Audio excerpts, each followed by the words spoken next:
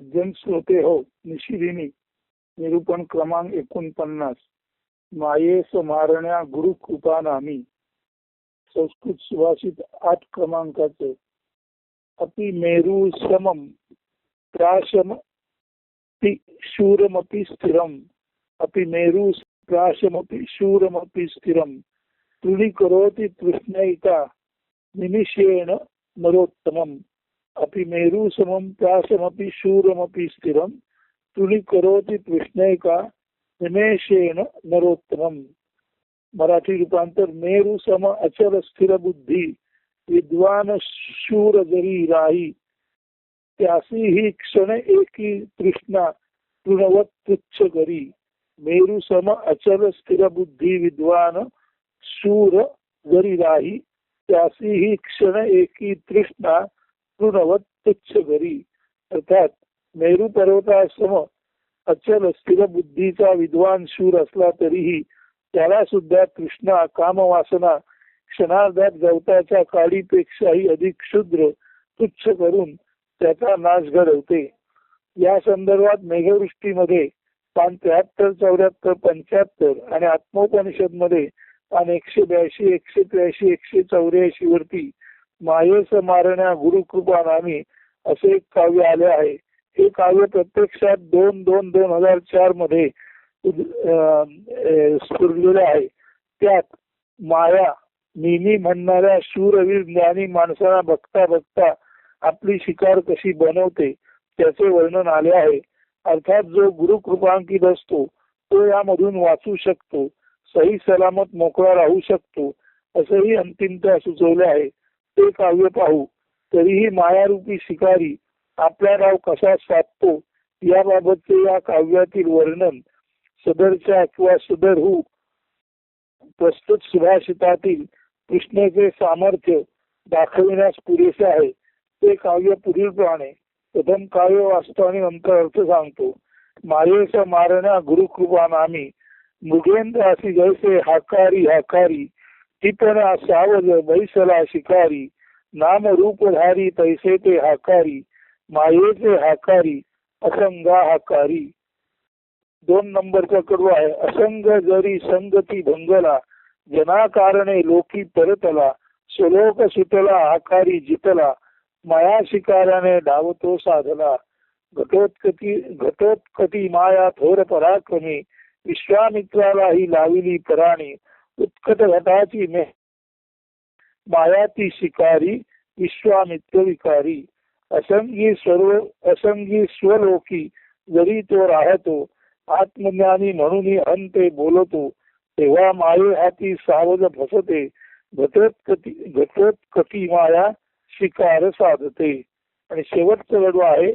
गुरुकृपा थोर ज्यासी लाभत आहे. मायेचा रिहाव तेथ नसत आहे. स्वरूप निरूप नामी वा अनामी. स्वरूप निरूप नामी वा अनामी. मायेस मारण्या गुरुकृपाच नामी. आता क्रमशः अर्थ बघू. काव्य बघून झालं. प्रथम कार्याचा अर्थ इतकाच आहे. एकांतात दूरवर जंगलात राहणाऱ्या सिंहाला जंगलात आमिष बांधून बोकड किंवा दुसरा पाळीव प्राणी बांधून त्याच्या दिशेने हाकारीत शिकाऱ्याचे साथीदार म्हणजे हाकारी त्या सिंहाला बकऱ्याच्या आमिषापर्यंत भुलवून आणतात व मग मचाणावर उंचावर बसलेला शिकारी त्या सावलाची शिकार साधतो.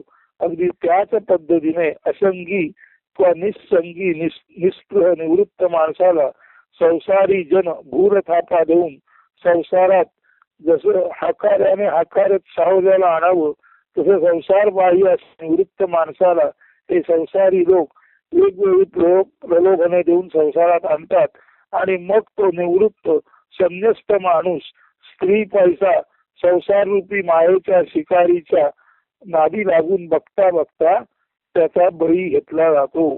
असा हा पूर्वी असंग निवृत्त असलेला आता संसारी जनांच्या आग्रहाला बळी पडून संसारात ओढला जातो. त्याचा स्वलोक म्हणजे स्वसाधना स्वरूप साधना आत्मसाधना बाजूला पडतो किंवा ती साधना बाजूला पडते आणि तो उर्वरित साऱ्यांसारखा दुबळा संसारी म्हणून अतिसामान्य म्हणून मायारूपी शिकाऱ्याच्या डावाला किंवा खेळीला बळी पडतो. स्वलोक सुटून परलोक म्हणजे खरे तर इतरांसारखा मायेच्या अधीन तिच्या उंजळीने पाणी पिणारा परतंत्र मायेचा बळी म्हणून गणला जातो व तसे परअवलंबनाचे जीवन जगू लागतो. त्याची स्वरूप साधना बघता बघता मायारूपी शिकारी गिळंकृत करतो. जग बाह्य रूपावर बोलते. विश्वामित्रासारखा ज्ञानी पराक्रमी तपस्वी सुद्धा सुंदर घट म्हणजे कमनीय शरीराच्या मेनका रूपी देहरूपी घटाचा म्हणजे घट याचा अर्थ जसं भांड आहे तसं घट याचा अर्थ देहरूपी भांड आहे.